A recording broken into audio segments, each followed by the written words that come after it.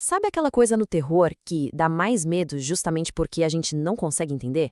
Bom, hoje a gente vai mergulhar de cabeça num desses mistérios. As Luzes da Morte, do universo de It, de Stephen King. A gente vai tentar entender não só o que elas são, mas como elas conseguem destruir uma mente, e qual é a ciência bizarra que poderia explicar um troço desses. Para a gente conseguir desvendar esse horror, a nossa jornada vai ter 5 paradas. Primeiro, a gente vai entender a mitologia da coisa. Depois, vamos tentar sentir o que as vítimas sentem. Aí vem a parte mais legal, usar a ciência para explicar o impossível. A gente vai analisar uns casos específicos e, claro, fechar com a grande pergunta. Afinal, por que eles flutuam? Ok, então vamos lá. Para começar, a gente precisa alinhar todo mundo na mesma página, né? O que, afinal de contas, são essas luzes da morte segundo as regras do próprio Stephen King? Olha, a primeira coisa, e talvez a mais importante de entender, é essa aqui. As luzes da morte não são uma arma que a coisa usa. Não. Elas são a coisa. É a essência pura dela. Pensa assim, é uma realidade de outra dimensão que, quando encosta na nossa, a nossa simplesmente quebra.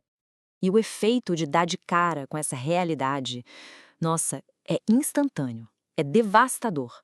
A gente não está falando de levar um susto, não. É como se o sistema operacional da mente humana simplesmente desse tela azul. Tudo desliga, a noção de tempo, de espaço e até a noção de quem se é. Beleza, a gente já sabe o que são. Mas como é sentir isso? O que se passa dentro da cabeça de alguém que encara as luzes da morte?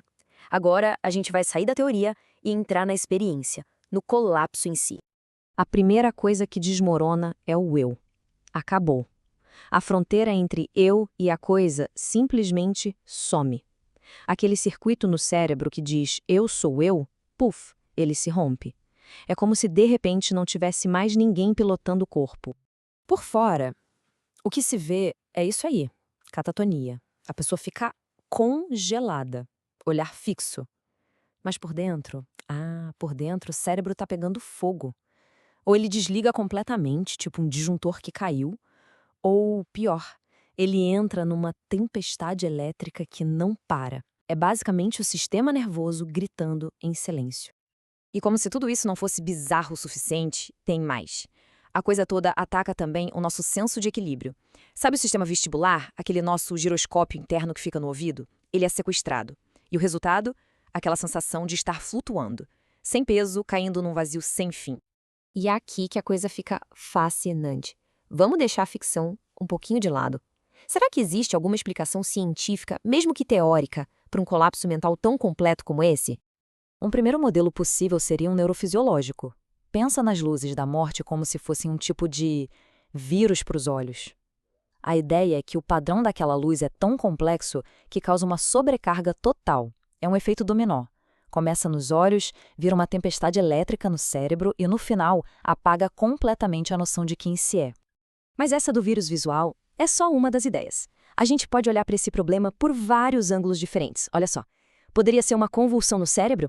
Ou algo que mexe direto com o nosso equilíbrio? Ou quem sabe a luz é, na verdade, um pacote de dados impossível que frita os neurônios? Ou até algo da física, uma distorção da gravidade? Cada ideia é uma peça para a gente tentar montar esse quebra-cabeça. Teoria é muito bom, né? Mas vamos ver como isso funciona na prática.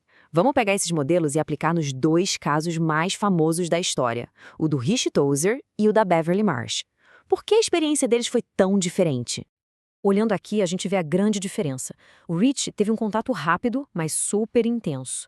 Já a Beverly foi uma imersão total, e o resultado foi completamente diferente. A resposta para esse porquê parece ter a ver com 3 coisas. Quanto tempo ficaram expostos, como estava a cabeça de cada um antes disso e, o que é mais assustador, qual era a intenção da coisa em cada caso. Vamos focar no caso do Rich por um segundo. Aquele sangramento no nariz dele não tá lá só pro drama. É um sintoma físico real de uma pressão absurda. Se a gente pensar naquele modelo de campo físico, o sangramento poderia ser o resultado de um pico de pressão dentro do crânio. É como se o corpo dele estivesse tentando se conectar a uma física de outro universo e, claro, não aguentasse. E isso tudo nos traz a pergunta de US$ 1 milhão, a imagem mais icônica de todas: por que as vítimas da coisa flutuam? E a primeira coisa a se perguntar é: Essa flutuação, ela é real ou é só uma alucinação, uma coisa que acontece dentro da cabeça da vítima? É só uma sensação de não ter peso ou alguém de fora conseguiria ver a pessoa levitando? A resposta, e isso que é o mais terrível, parece ser as duas coisas. Tudo começa como um truque na mente. O cérebro perde a noção de para cima e para baixo. Mas isso pode evoluir. Pode virar uma coisa física, real, onde a coisa usa um poder telecinético e, literalmente, levanta as vítimas do chão. E essa imagem de flutuar é uma metáfora muito, muito poderosa para algo que a psicologia conhece bem: a despersonalização, que é aquela sensação que pessoas traumatizadas às vezes têm de se ver de fora, de se desconectar do próprio corpo. As luzes da morte, então, são a metáfora perfeita para isso. É como pegar uma vida inteira de dissociação e concentrar tudo num segundo só. No fim das contas, é exatamente como esse resumo diz. O grande terror das luzes da morte é sobre o quanto a gente é frágil. A nossa realidade, a ideia de eu, é tudo uma construção muito delicada. E quando essa construção dá de cara com algo de fora, algo que ela não entende, ela quebra. E é nessa quebra, nesse momento em que se perde a âncora com o mundo, que todos nós flutuamos.